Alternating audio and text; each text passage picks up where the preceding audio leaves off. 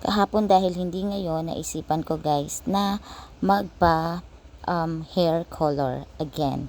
Siyempre, alam nyo naman, explorer ang lola nyo. So, nagpa-purple hair ako. O, diba? Saan ka pa? Pero hindi naman siya totally super purple. Actually, may brown siya, may purple, may red. So, ang dami niyang kulay. Hindi ko na din maintindihan kung anong kulay ng hair ko. Anyways, talagang gusto ko talaga yung colorful because my hair describe my life now. It's super colorful and it's so vibrant and bright. So, nagpunta kami. Kinabukasan naman, eto na. Kinabukasan na to guys, nung pagpaayos ko ng buhok. So, syempre, everyday, mas gusto ko na ngayon na nakakalakad-lakad na ako ang maglalakad kay Happy kasi nga, i-exercise ko guys yung paa ko. Hindi pa din siya ganun katibay yung paa ko, pero still, ang masaya naman is nakakapaglakad na ako. If you see my feet guys, it's still nagaano pa siya, in trouble pa siya. Talagang gusto kong makatakbo ulit, gusto kong maka-jogging ulit. Pero hindi ko pa kayang mag-jogging. Puro walking pa lang and minsan naiiwan pa ako ni Happy kasi medyo mabagal pa yung lakad ko. So, si Happy gusto niya nang umuwi pero sabi ko nga, kakaano lang ng init guys. Kakalabas lang nung init. It's 7 a.m. at pagod na siya. Ako naman, parang hinahanap ng katawan ko yung exercise ba, yung workout. Parang nabibitin ako doon sa lakad-lakad lang.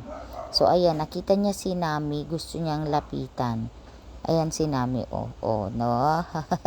Pero anyways, guys, itong workout na to or itong exercise na to, everyday, pag walking kay Happy, is a big help. Ayan sila tatay, guys, yan ang lagi kong nakakasama.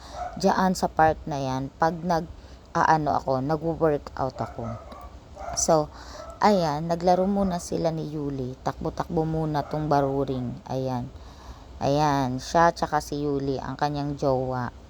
Ayan, patakbo. Yan si Yuli, oh. Takbuhan sila. Diyan siya napapagod pag nagtakbuhan sila niyan. Oh, eto na siya, 'di ba? Oh, pagod na. Kaya, yan, mag-aaya na yan na umuwi. Yan, nilapitan niya si Nami. Nilapitan niya. So, anyways, ayan, ang cute niya din naman at gusto niya talaga si Happy. So, eto, nagpunta din kami sa Angeles Compound. Ayan. Siyempre, TikTok lang ang lola mo. Yan, TikTok is life. Then, I love the color of my hair kasi ang daming kulay ang nakikita ko sa aking buhok, guys. And I love it. And, syempre, hindi tayo magpapahuli sa TikTok trend. Oh, nay, nay, na, nay, nay. Oh, para hindi tayo makapiright. Ako na ang kumanta. And then, eto na naman, 'di ba? Oh, 'di ba? Oh, TikTok ulit. Can't comb my hair. Ganun yung tugtog diyan. Ewan ko ba kung ano mga tugtog diyan. But anyways, I love my hair right now. It's purple, red, brown, kung ano-ano pa. Bye, guys.